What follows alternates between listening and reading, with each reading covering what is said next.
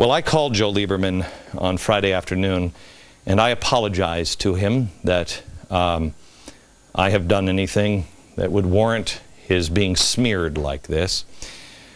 I was left with the impression that Joe Lieberman is much more committed than he was before the article. There is a brave, brave man that has crossed and is willing to stand with somebody he disagrees with because he trusts his heart, as I trust Joe Lieberman's heart on this issue, and we will stand together. We talked about how this event can't be allowed to fail. Those are his words. I agree. There were even more lies about how I'm really just an anti-Semite who's trying to cover my tracks. Can I tell you something? If I'm an anti-Semite, I'm the worst anti-Semite the world has ever seen. I mean, I spend more time defending Israel and warning on anti-Semitism than any other show, and quite honestly, I think more than any other show, all the other shows combined against it. And we're regulars in the leftist Palestinian death threat factory, so I think we suck at being anti-Semitic. Don't you think, really? Jews of the world, you're safe if I'm the monster in the closet. But the attacks are coming because they need to intimidate people. You see, nudge becomes shove, and shove becomes shoot. We're entering the shove part. And it's because we won't sit down. We won't say, no, we are one nation under God, indivisible, with liberty and justice for all. Throughout history, man has always been under the thumb of someone trying to crush his spirit and control him. It's either a corporation or a government, usually a government, they're the worst. But it always starts small with a little Cass Sunstein, a pat-down search here or paperwork there. If somebody asked me if I believe the Palestinians there is a plight to the Palestinians, yes there is. I believe there is. But if people in the Middle East or around the world really cared about their plight, can I ask, I mean, I've seen Transjordan here. This is the whole land that was carved up by the UN. How about this whole, what about all that land? I mean, that whole chunk there belonged to, they carved this out of this. What do you say? Why couldn't the Palestinians just have some of that land given to Jordan? Why not? It didn't belong to anybody else. Why don't they just have that? I mean, if it was just about getting from under somebody's thumb. See, it's not. The people that they are saying that they are for are being used as a distraction so you don't pay attention to the people they are gunning down in the streets of Syria. It's happening in Syria and elsewhere in the region. No one will talk about that injustice. They just gun them down. You see, it's not about justice for all. It's about justice for some. Generally, it's the rich, it's the powerful, it's the ruling class. That's who it is. Justice for them, not for you. You are a device. Do I think there's a plight for Palestinians? Yes. Do I stand with those in Egypt that have really truly been oppressed and do want freedom? Yes. Have we been a part of their oppression as a country? Yes. Now, do you want to solve things, or do you just want more power for yourself? Man has never been freer than he is now, but it is about to slip into darkness. We haven't really been free for quite some time. And it's not about Obama or George Bush. This started over 100 years ago. And man has been in darkness under somebody's thumb, from the Assyrians to Genghis Khan to the Nazis to Mubarak. The founders believed that the natural state of man is bad when they rule or have power. That's why they had handcuffs on them. They knew people would be consumed with power, money, or glory. That's why we have a constitution that is a charter of negative liberties. And that's why we say one nation under God. It's His glory, not Assad's, not Mubarak's, not Obama's, nobody. His liberty and justice for all. If we don't learn that, If we don't learn that, we will be indivisible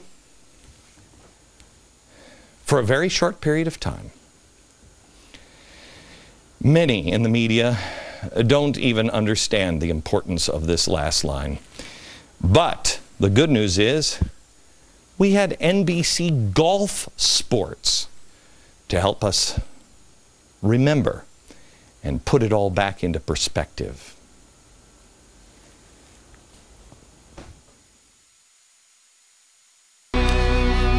We are entering a period now, I believe. The first one was just to jam things through Congress and make them irrelevant. The second phase was make sure you have all of the framework in place through Cass Sunstein's office. And now I think it is to set things on fire, for the bottom to rise up, the top can come down. The masks are beginning to come off, something I told you would happen about 2 years ago, I believe. I said, watch out, these people are dangerous, and their masks will come off. Those on the far left know that this is their opportunity. They've waited for over 100 years to push through their agenda. And many feel that they have been used by this administration because Obama's not doing enough for their agenda. I don't believe any rational person actually believes that. But whether this is a political game or not, I don't know. The Washington Post has no problem publishing the words of hate-filled, proven liars who threaten and call people creatures, which sounds an awful lot like the tactics used by a regime of certain 1930s madman with a funny-looking mustache. I've heard this rhetoric before, but I digress. Then you have Deepak Chopra, who is best known as, I think, isn't he like Oprah's, hippie peace-loving guru or something? He wrote one of the most angry-sounding, hate-filled rants against Sarah Palin that I think I've ever read. And that is saying something. The media seemed right now to have some sort of bizarre contest among, celebrities and everybody else on who can get the best hate-filled slam on Sarah Palin of the day. Chopra actually compared Palin to Chairman Mao. It's amazing. Go to glennbeck.com and read this article. Mao, you may remember, is a communist who killed millions of his own people, maybe up to 80 million of his own people. Now, I could show you some people who have praised Chairman Mao. None of them are Sarah Palin, but they all do have one thing in common.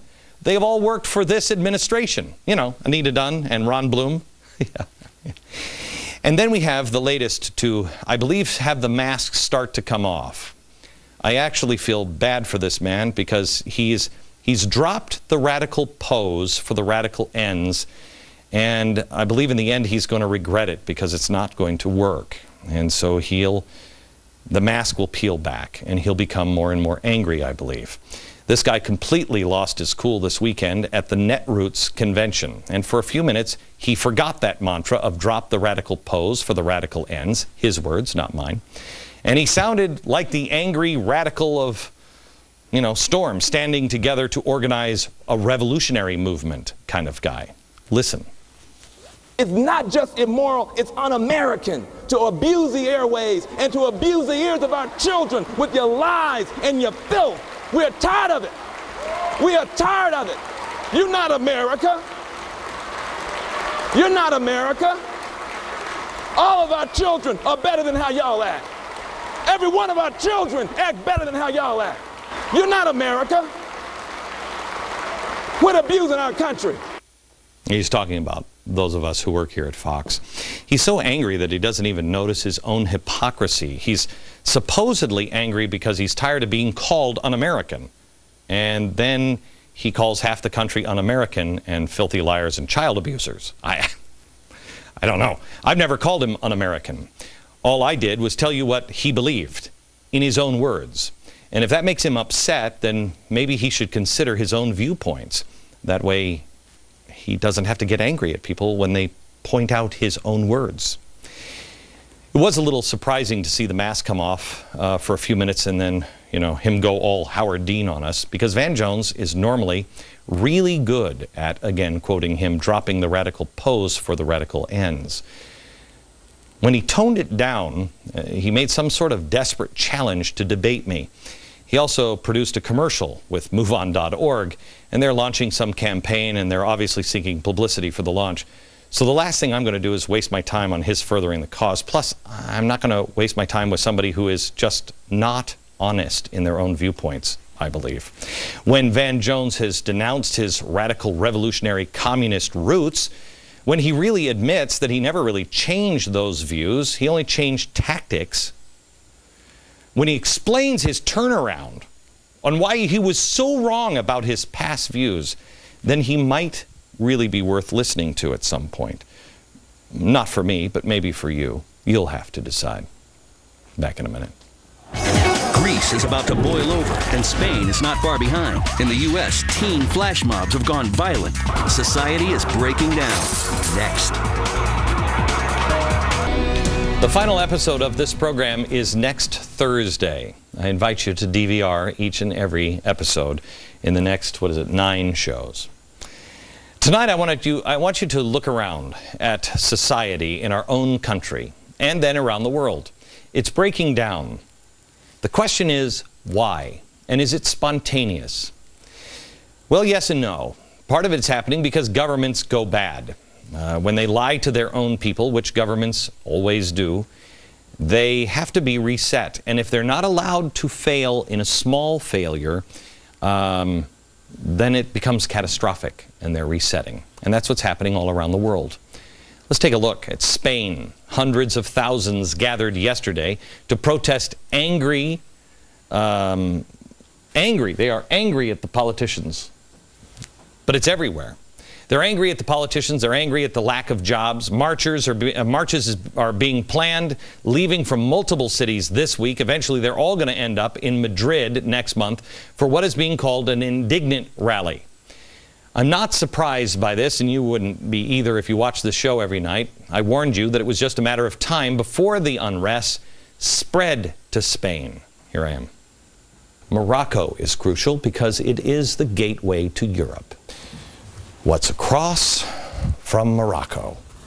Oh, Spain. The next logical place to go. The country that has invested a fortune in developing green jobs, which has caused it to have the highest unemployment rate in the industrialized world.